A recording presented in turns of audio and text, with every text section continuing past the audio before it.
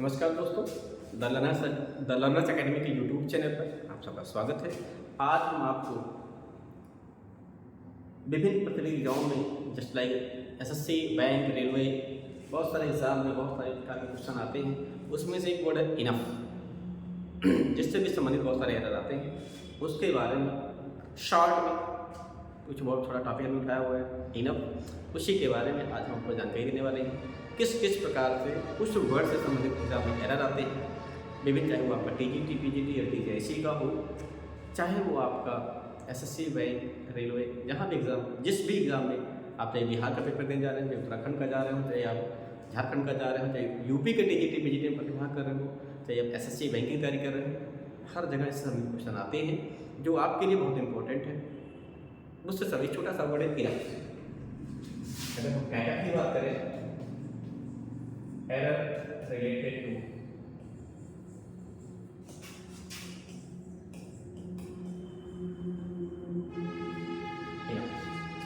एक टॉपिक है, तो इसके लिए हम इसी पे चर्चा करने वाले हैं आज आपके साथ कि किस प्रकार से एरर आता है।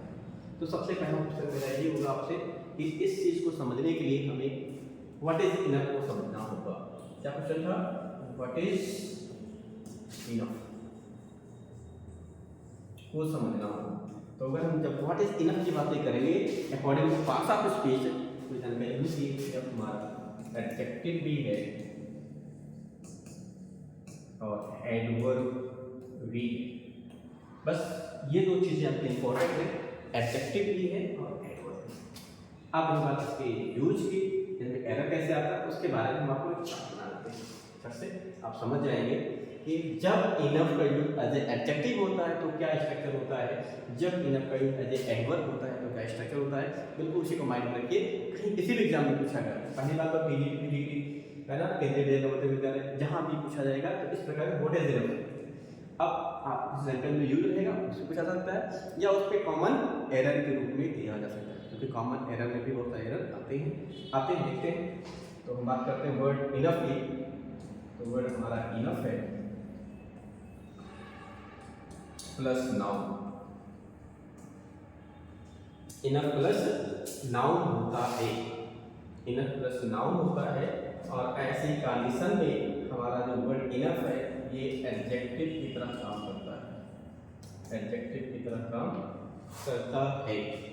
ठीक है, अगर हम बात करें इस स्ट्रक्चर की तो ये सही है, आपको इतना ध्यान रखना है कहीं भी नाउन के साथ इसका यूज हुआ है, आया हुआ है, तो ये हमारा इनफ एडजेक्टिव होगा, सेंटेंस आपका सही होगा। अभी हम एग्जांपल के माध्यम से और भी आपको समझने का प्रयास करेंगे। दूसरा, noun plus enough, noun plus enough, क्योंकि इसको लेकर बड़ा कंफ्यूजन है कि किस स्ट्रक्चर को फॉलो करें, कैसे करें। तो नाउन प्लस इनफ हो जाएगा, सेंटेंस को हम ब्लॉक कर देते हैं, तब भी हमारा इनफ जो है एडजेक्टिव ही रहेगा। ये इनफ जो हमारा एडजेक्टिव ही रहेगा और सेंटेंस हमारा सही रहेगा। ध्यानपूर्वक आप स्ट्रक्चर को ध्यान दीजिएगा कि जो एग्जाम्पल देंगे और एग्जाम्पल देंगे तो आपके लिए यूजफुल होगा। दूसरा था एडजेक्टिव। सामान्यतः होता क्या है कि एडवर्ब का यूज एडजेक्टिव के पहले होता है, लेकिन इनफ का यूज एडजेक्टिव के बाद होता है। इनफ, एडजेक्टिव प्लस इनफ हो गया। ऐसे सिचुएशन में ये स्ट्रक्चर सही होता है और ये हमारा जो है ये एडवर्ब है। क्या है? एडवर्ब है। तो एक चीज तो ये आप समझते हो कि ये स्ट्रक्चर होता है। ठीक है, कि अगर इनफ का यूज किसी एडजेक्टिव के साथ होगा तो उस एडजेक्टिव के बाद आएगा, ना कि पहले आएगा। तो अक्सर पहले लेकर एरर दिया जाता है, इनफ टाल कर दिया जाता है, जो कि गलत होता है। टाल इनफ होगा तो सही होगा, ये चीज ध्यान रखना है। दूसरा, नाउन के पहले भी हो सकता है, नाउन के बाद भी हो सकता है, ये चीजें आपको ध्यान रखना है चीज को। एक प्रकार से और एरर इसमें आता है जो आपको बताना चाहते हैं, इनफ के बाद का स्ट्रक्चर, इसके बाद इन्फिनिटिव आता है, जहां इन्फिनिटिव आता है ना कि जीरेंट। ना कि पार्टिसिपल। तो जेरेंट और पार्टिसिपल का यूज नहीं होता है, इन्फिनेटिव का यूज होता है, ये आपको ध्यान देना चाहिए। ठीक है, इसी प्रकार से इसके बाद भी ऊपर वाले सेक्शन के बाद भी जो है, चाहे जिस दोनों तीनों किसी भी सेक्शन की बात करें हम, अगर इसके बाद कोई वर्ब आएगा तो इन्फिनेटिव फॉर्म में आएगा। किसमें आएगा? इन्फिनेटिव फॉर्म में आएगा, ना कि जेरेंट फॉर्म में आएगा। तो ये सेक्शन आपको ध्यान रखना है। बाकी अभी आप नोट कर लीजिए, तैयारी कर लीजिए। बाकी अभी आपको हम स्ट्रक्चर सेंटेंस देके बताते हैं कि कैसे क्या होता है। फॉर एग्जाम्पल अगर हम बात करें तो हो जाएगा Ravi is enough tall to touch the fan. Sentence पढ़ने में तो बिल्कुल सही लगेगा, क्योंकि सही नहीं है। Ravi is enough tall to touch the fan, देखने में तो सही लगेगा लेकिन सही नहीं है, क्योंकि आपको स्ट्रक्चर की हम बात नहीं करें तो टाल हमारा क्या है? एडजेक्टिव है, और एडजेक्टिव के पहले इनफ का यूज नहीं होता है, इनफ का यूज उसके बाद होता है। तो अगर इसलिए सेंटेंस हमारा गलत हो गया। अगर हम जो है एक सेंटेंस दूसरा लिखें, Ravi is tall enough for touching the fan. तो अब यहाँ आप माइंड स्थिर है कि यह टाल आया हुआ है जो कि एडजेक्टिव है, और इसके साथ इनफ उसके बाद आया हुआ जो कि एडवर्ब है। ये हमारा एडजेक्टिव हो गया, ये हमारा एडवर्ब हो गया। स्ट्रक्चर आपको याद है, सेंटेंस सही हो गया। लेकिन किसी ने आपको और बताया कि इसके बाद इन्फिनेटिव आता है, जेरेंट नहीं आता है, तो ये सेंटेंस भी हमारा गलत हो जाएगा। इसको सही करने के लिए हमें तीसरा सेंटेंस बनाना पड़ेगा, वो हो जाएगा Ravi is tall enough enough, ठीक है, to touch the fan, to touch the fan, to touch the fan. तो इस प्रकार से करेंगे तो तीसरा सेंटेंस हमारा टाल इनफ हो गया और टू टच इन्फिनेटिव हो गया। अब ये सेंटेंस हमारा सही हो गया। तो बहुत ही इजी सा कॉन्सेप्ट है, लेकिन एग्जाम में बहुत इंपॉर्टेंट है। लोग ध्यान नहीं दे पाते हैं, याद नहीं कर पाते हैं, बड़ा कंफ्यूज है, लोग गलत कर जाते हैं। उसको आप ध्यान दीजिएगा। अब एक एरर और बचा हुआ है, एक इससे एरर और बचा हुआ है जो आपको बताना चाहते हैं, जो आपके काफ़ी इंपॉर्टेंट है। फॉर एग्जाम्पल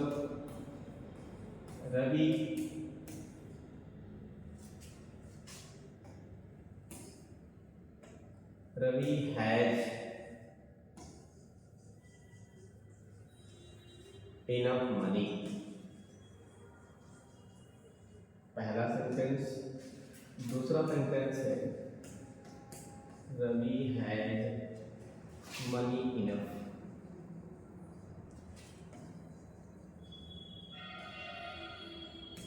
तो दोनों सेंटेंस हमारे सही है, एक भी सेंटेंस गलत नहीं है, क्योंकि जो स्ट्रक्चर आपको बताया गया वो बिल्कुल सही है। लेकिन अगर सही सेंटेंस को थोड़ा और हम पार्टिंग करते हैं, फॉर एग्जाम्पल तीसरा sentence Ravi has enough money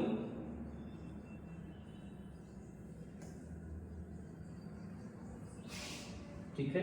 अब वो वही है for purchasing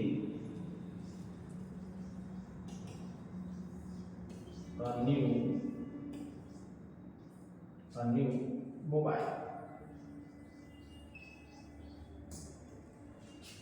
for purchasing a new mobile। तो सेंटेंस गलत है, जैसा कि आप जानते हैं, आपको पहले ही बता दें हमें कि इन्फिनेटिव आता है, जेरेंट नहीं आता है। तो एक चीज़ में ये ध्यान रखना है, इस सेंटेंस को दोबारा लिखेंगे सही करते हुए आप लिख लीजिए Ravi has enough money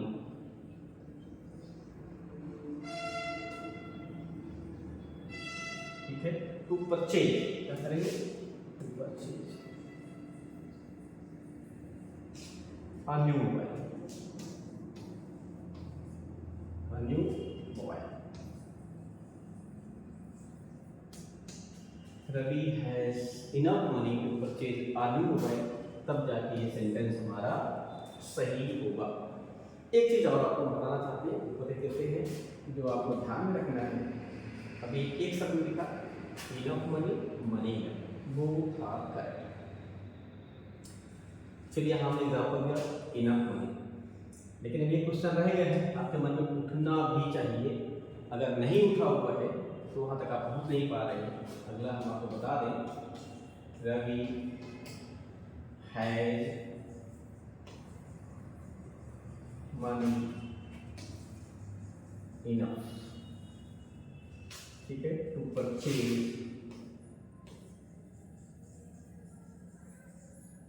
a new mobile.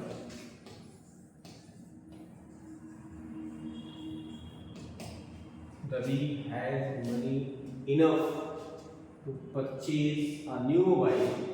तो ध्यान दीजिएगा, अगर सेंटेंस यहाँ पूरा हो रहा है तो आप चाहे नाउन के पहले करें नाउन के बाद करें, कोई दिक्कत नहीं है।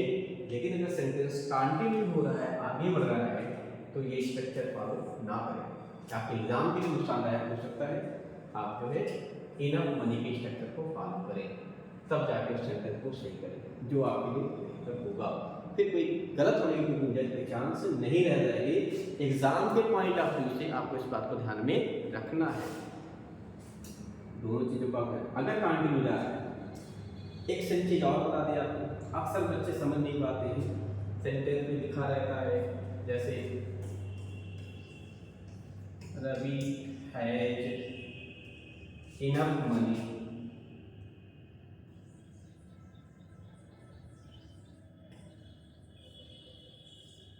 ठीक है फॉर मी। तो अब ये सेंटेंस सही है, इसके बाद फॉर ऑफ जो भी अकॉर्डिंग टू सेंस आ सकता है, आपको दिक्कत नहीं। साथ में यहाँ कोई इन्फिनेटिव की बात नहीं है, इसलिए कोई कंफ्यूज होने की बात नहीं है। लोग उसी चीज़ को ढूंढते रहते हैं कि इन्फिनेटिव में आया, इन्फिनेटिव में आया, इन्फिनेटिव में आया, गलत हो जाएगा, ऐसे कुछ बात नहीं है। इन्फिनेटिव में आया तो क्या हुआ, जब आएगा तो जीरो का चूज करेंगे, और जब नहीं है तो कोई दिक्कत ही नहीं। इसलिए आपको इस पर ध्यान में रखना है, ठीक है दोस्तों। तो ये बहुत छोटे छोटे रूल्स थे जो इनफ से संबंधित हैं, एग्जाम में आते हैं। किसी भी किताब में इतना विरोध से नहीं दिया गया है, जहाँ भी दिया गया सरसरी में से दे दिया गया है। इतने डेप्थ में जाने का किसी ने प्रयास नहीं किया, जो भी रीजन था उसके पीछे। इसलिए हमने सोचा कि अपने बच्चों को इस चीज़ें बताई जाए जो उनके लिए, उनके एग्जाम के लिए बहुत इंपॉर्टेंट है। आप चाहे जिस चीज़ की तैयारी कर रहे हो, SSC की तैयारी कर रहे हो, बैंक की तैयारी कर रहे हो, है ना, बिहार UPSC की तैयारी कर रहे हो, Uttar Pradesh TGT PGT TGS की तैयारी कर रहे हो, है ना, तो ये चीज़ें आपके लिए बहुत आवश्यक है, बहुत इंपॉर्टेंट है, आपको जानकारी होनी चाहिए। उम्मीद करते हैं कि आपको बातें समझ में आ गई होंगी। अगर आ गई है तो नेक्स्ट वीडियो के लिए वीडियो को लाइक और सब्सक्राइब जरूर करें, ताकि नेक्स्ट वीडियो बिना किए हुए, बिना बताए हुए आप तक ऑटोमेटिकली पहुँच जाए।